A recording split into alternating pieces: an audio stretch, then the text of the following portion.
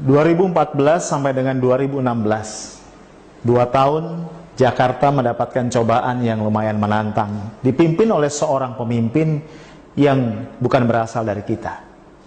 Bukan karena dia punya bentuk mata dan warna kulit yang berbeda, bukan karena dia punya etnis yang tidak serupa dengan kita, tapi karena dia mampu menista apa yang buat kita berharga. Mungkin terlalu lama bergaul dengan 9 naga, orang-orang yang kelewat kaya, membuat dia lupa bahwa banyak warga Jakarta masih mencoba untuk meningkatkan harkat dan martabat hidupnya. Memang mereka terdampar di bantaran kali, tapi mereka juga manusia yang selama ini tidak membebani negara.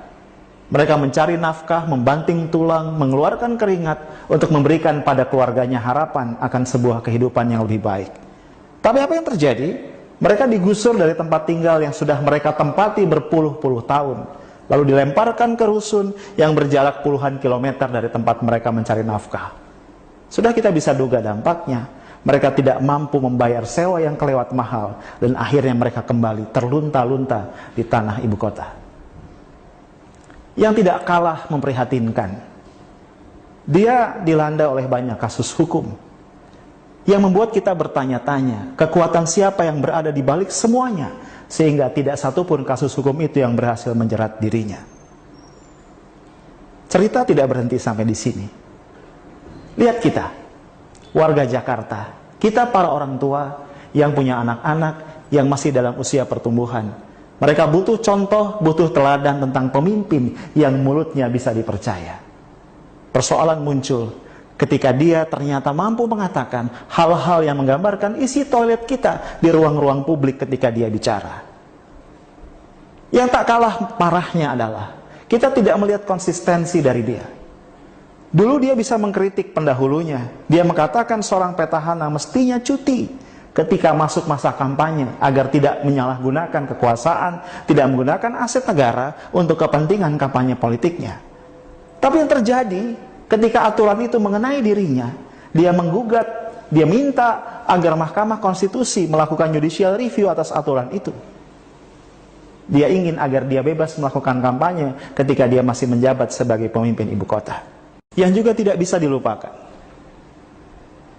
dengan luar biasa dia mencaci partai-partai politik, mengatakan mereka mencuri suara rakyat, dan kemudian dengan gegap gempita membangun sebuah barisan sukarela untuk mendukung dirinya maju lewat jalur independen dalam pemilihan pemilu kada berikutnya.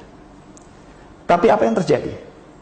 Ketika beberapa partai mulai menyatakan dukungan kepadanya, dengan mudahnya dia mengatakan, ya sudahlah, saya maju lewat jalur partai politik saja. Pemimpin seperti apa yang konsistensi ucapannya tidak bisa kita pegang? Pemimpin seperti apa yang bisa mengubah pandangannya dalam waktu singkat tentang hal-hal yang sangat mendasar? Yang lebih menyakitkan, dia bisa mengeluarkan kata-kata yang menistakan agama yang bukan agamanya. Bayangkan, dia mengatakan salah satu ayat dari Al-Quran, kitab suci umat Islam yang merupakan 85% lebih warga Jakarta, digunakan untuk membodohi mereka. Ini bukan persoalan sara. Sekali lagi, ini bukan persoalan sara. Ini persoalan mulut seorang pemimpin yang tidak ditakar dampaknya. Dengan kata lain, ini persoalan inkompetensi dari dia yang tidak tahu apa yang pantas dan tidak pantas dikatakan oleh seorang pemimpin ibu kota. Dia mungkin tidak sadar, seorang pemimpin punya 2 peran mendasar setidaknya dimanapun atau di komunitas apapun dia memimpin. Pertama, pemimpin harus mampu menjadi cultural ambassador, mampu merepresentasikan nilai-nilai dari masyarakat di mana dia hidup dan memimpin. Jakarta adalah representasi Indonesia yang bineka. Oleh karenanya pemimpin Jakarta harus mampu merepresentasikan penghargaan dan penghormatan terhadap kebinekaan. Yang kedua, pemimpin harus mampu menjadi seorang solidarity maker, orang yang mampu merajut dan menguatkan solidaritas masyarakat, menjadikannya masyarakat yang bersatu untuk menjunjung tinggi kebaikan. Pemimpin tidak boleh mengeluarkan kata-kata, sikap atau tindakan yang menyakiti perasaan orang-orang yang dia pimpin, sehingga merusak bangunan kebinekaan yang berpuluh-puluh tahun sudah kita perjuangkan untuk membangunnya. Karena inkompetensi itu, Tiada kata yang bisa kita sampaikan kepada dia bahwa waktunya sudah habis. Dia tidak pantas memimpin Jakarta yang merupakan wajah dari Nusantara.